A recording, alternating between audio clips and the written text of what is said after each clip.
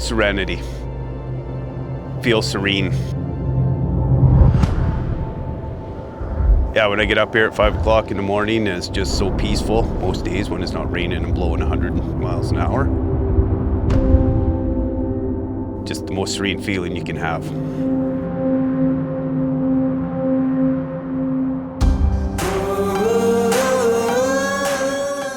I am running the 959 John Deere ML. Beautiful machine to run.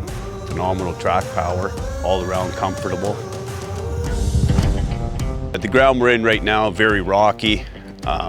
Some steeper spots. It's tough to maneuver around the huge boulders, but the track power has made the job a lot easier for getting around, maneuvering around the bush. And the cab level is awesome. It makes the swing power way better. It's basically taken a lot of the work out of hoe chucking. The below grade reach is important, sit on a flat spot and reach, way down into a hole to grab something.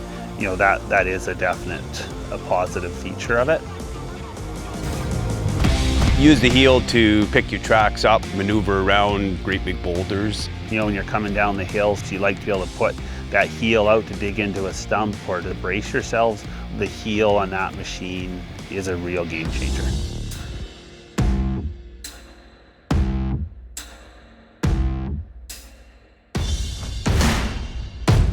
The light package is huge. Being able to see at 5 o'clock in the morning when it's pitch black out is huge. You need to be able to see where you're going. It's difficult to get around this terrain as it is. The better you can see, the safer it is.